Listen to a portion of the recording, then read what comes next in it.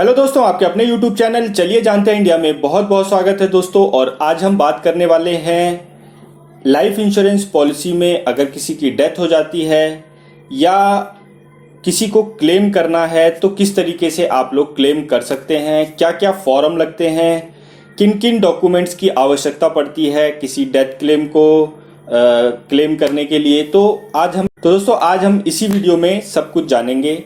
तो उसको समझने से पहले दोस्तों हमें जानना होगा कि अर्ली डेथ क्लेम है या फिर नॉन अर्ली। तो दोस्तों दो तरीके के डेथ क्लेम इंश्योरेंस कंपनी में जाते हैं। पहला जो होता है वो अर्ली।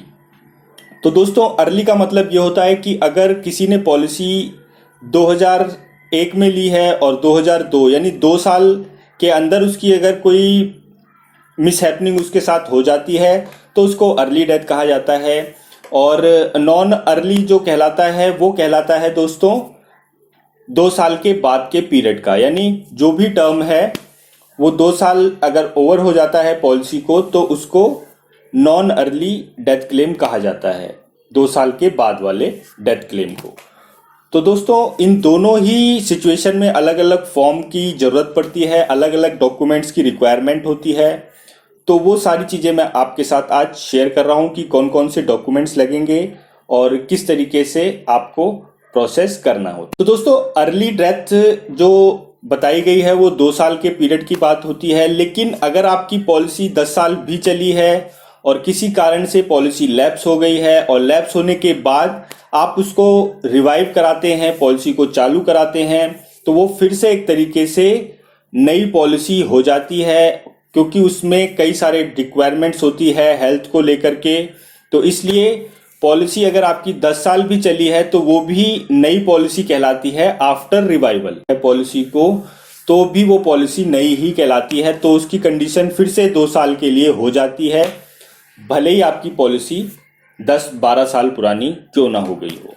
तो उस समय भी अगर कोई केस आ जाता है तो वो अर्ली डेथ क्लेम ही कहलाता है, नॉन अर्ली नहीं कहलाता। नॉन अर्ली तब कहलाता है जब पॉलिसी 2 साल चल चुकी होती है और वो कंटिन्यू होती है, कभी पॉलिसी ब्रेकअप नहीं होती, कभी पॉलिसी लैप्स नहीं होती, तो ही वो पॉलिसी पुरानी पॉलिसी कहलाती है। और उसमें अगर किसी के साथ मिसहैपनिंग हो जाती है तो वो नॉन अर्ली डेथ क्लेम में आता है और उसमें डॉक्यूमेंट्स की जो रिक्वायरमेंट होती है वो कम होती है और अर्ली में ज़्यादा रिक्वायरमेंट होती है। तो चलिए देख लेते हैं दोनों में फॉर्म कौन कौन से लगते हैं।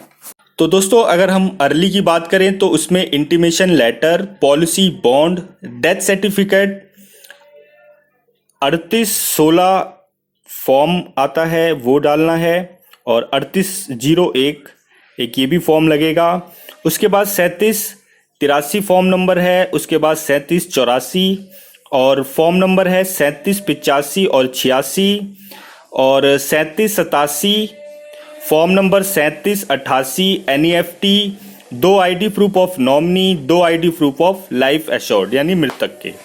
अब बात करेंगे दोस्तों नॉन अर्ली, जिसमें कम डॉक्यूमेंट्स की ज़रूरत होती है, पॉलिसी पुरानी हो गई होती है और टाइमली पॉलिसी को भरा गया होता है। उसमें intimation letter, policy bond, death certificate, 3801 form, 3783A form लगता है, NEFT लगता है और 2 ID प्रूफ ऑफ नॉमिनी और 2 ID प्रूफ ही लाइफ एश्योर्ड।